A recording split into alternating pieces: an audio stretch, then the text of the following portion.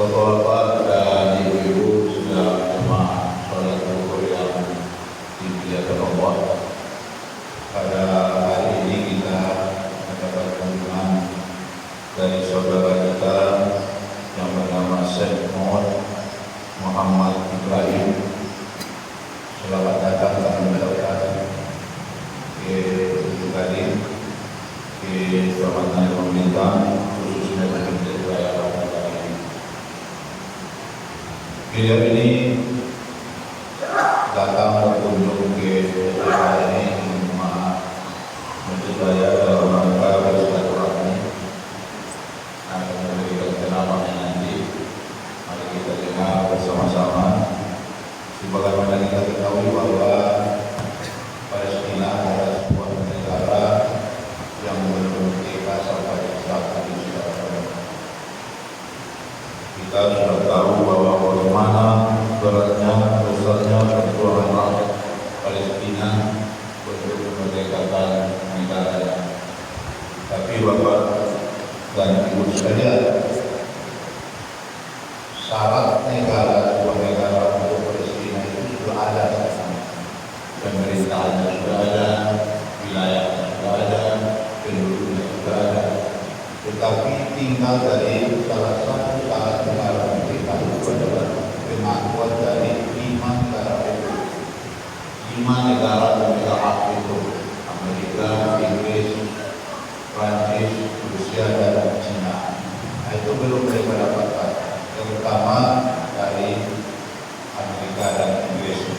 Ibarat manusia, Bapak Ibu sekalian, Israel itu yang mengandungnya Inggris, melahirkannya Inggris, tapi membesarkannya Amerika.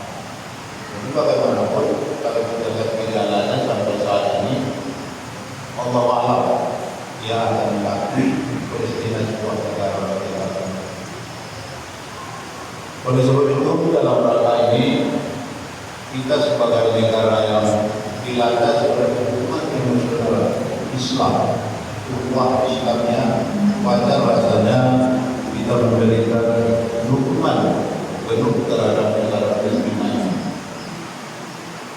Menurut saya setidaknya ada 2. Ada 3 kita pakai nanti bentuk pertolongannya. Sebenarnya bisa. Yang pertama dengan tenaga, tidak mungkin kita ke Palestina ini. Yang kedua dengan dana.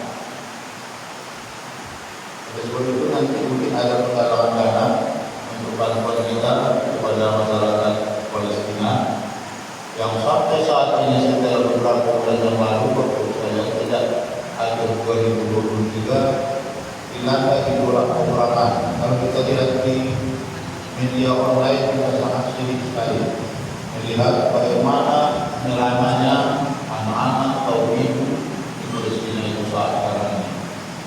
Kurang makan, kurang air bersih, dan penyakit berdatangan kepada rakyat Palestina. Yang ketiga, tentunya dengan doa. Setidaknya ada 2 yang bisa kita jadikan bantuan kepada mereka. Yang pertama dengan dana semampu kita, yang kedua dengan doa. Mari kita doakan semoga rakyat Palestina mendapat kemerdekaan, dapat kekuatan dari Allah Subhanahu wa taala. Mudah-mudahan dengan doa kita mereka lebih baik ke depannya, dan kita memang berharap Palestina itu merdeka, karena sudah banyak negara-negara yang sudah merdeka. Yang sudah saya lihat dulu negara itu cuma 150, sekarang sudah di atas 170 negara merdeka. Barangkali itu dapat kami sampaikan kepada kita sebagai kata pengantar. Mari kita dengarkan ceramah dari Syekh Muhammad Ibrahim dari Palestina. Demikian saja, bila itu berhidayah. Assalamualaikum warahmatullahi wabarakatuh. Alhamdulillah, kita bersyukur kepada Allah Subhanahu wa taala yang telah mempertemukan kita dengan bulan suci Ramadan. Dan sekarang alhamdulillah telah hadir Fadilatul Syekh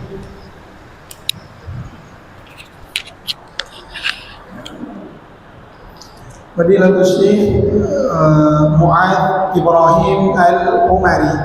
Mu'adz Ibrahim Al-Umari nama beliau, kemudian kunyah beliau namanya Abu Muhammad Al-Umari. Nah, mungkin kita akan mendengarkan beberapa poin atau faedah dari apa yang beliau sampaikan. Fa'alaihi falyatafaddal mashkura. Alhamdulillah wahdah, sadaqa wa'dah, wa nasara 'abdah, wa a'azza jundahu wa hazama al-ahzaba wahdah. La shay'a qablahu wa la shay'a ba'dah. La ilaha illa Allah wa la na'budu illa iyyah, mukhlishina lahu ad-din walau kariha al-kafirun. Allahumma salli ala sayyidina Muhammad wa ala ali Muhammad kama sallaita ala sayyidina Ibrahim wa ala ali sayyidina Ibrahim fil alamin innaka Hamidum Majid. Amma ba'd, نهنئكم بحلول شهر رمضان المبارك. فالله عز وجل ميز بعض الأزمنة وبعض الأمكنة، ومن هذه الأزمنة التي فضلها الله عز وجل شهر رمضان المبارك. فقال النبي صلى الله عليه وسلم: من صام رمضان إيمانا واحتسابا غفر له ما تقدم من ذنبه. وقال النبي صلى الله عليه وسلم: من صام يوما في سبيل الله باعد الله بينه وبين النار 70 خريفا. Nah, beliau membuka kajian beliau dengan memuji Allah Subhanahu wa taala, kemudian berselawat kepada nabi kita yang mulia Nabi Muhammad sallallahu alaihi wasallam. Kemudian beliau menyebutkan bahwasanya Allah Subhanahu wa taala telah memuliakan, telah memberikan kemuliaan pada beberapa bulan yang Allah telah tentukan. Kemudian Allah Subhanahu wa taala telah memberikan keistimewaan di beberapa tempat, yang diantaranya yang Allah Subhanahu wa taala muliakan bulan tersebut juga adalah bulan Syahrul Ramadan, yang dimana kita di dalamnya dianjurkan untuk melakukan ibadah-ibadah, yang dimana di dalamnya apabila kita melakukan ibadah maka di sana akan dilipat gandakan pahala kita. Dan Nabi sallallahu alaihi wasallam mengatakan, "Man shama Ramadhana imanan wa ihtisaban ghufira lahu ma taqaddama min dhanbi." Nabi sallallahu alaihi wasallam mengatakan, barang siapa yang berpuasa dengan keimanan, penuh harapan ampunan dari Allah Subhanahu wa taala, maka Allah Subhanahu wa taala mengampuni dosa-dosanya yang telah lalu. Kemudian Nabi sallallahu alaihi wasallam juga mengatakan, barang siapa yang berpuasa di jalan Allah Subhanahu wa taala, maka Allah Subhanahu wa taala akan menjauhkannya dari api neraka. وفضل الله بعض الأماكن على بعضها، ففضل مكة المكرمة فالصلاة فيها ب100,000، وفضل المدينة المنورة فالصلاة فيها ب1000، وفضل المسجد الأقصى المبارك فالصلاة فيه ب500 صلاة. Kemudian Allah Subhanahu wa taala telah menghususkan, telah mengistimewakan beberapa tempat yang disebutkan bahwasanya ada 3 tempat. Yang pertama adalah Makkah Al-Mukarramah, yang dimana Allah Subhanahu wa taala menjadikan kekhususan di Makkah Al-Mukarramah. Apabila seorang 1 kali salat di Makkah Al-Mukarramah, maka sama seperti kita salat di masjid kita ini 100.000 kali salat. Kemudian apabila seorang salat di Masjid Nabawi, di Masjid Nabi sallallahu alaihi wasallam di Madinah Al-Munawwarah 1 kali salat, maka sama seperti kita salat di masjid kita ini 1000 kali. Kemudian tempat yang ketiga yang diistimewakan oleh Allah Subhanahu wa taala adalah Masjidil Aqsa, yaitu apabila seorang 1 kali salat di sana, yaitu kita sama seperti kita salat 500 kali di masjid kita ini. وأرض فلسطين أرض الأنبياء، والمسجد الأقصى هو مسرى النبي صلى الله عليه وسلم، فهو حق خالص لجميع المسلمين ليس لليهود شيء فيه. Bahwasanya Masjidil Aqsa bahwasanya di Masjidil Aqsa atau tanah tersebut adalah tanah para nabi. Kemudian di dalamnya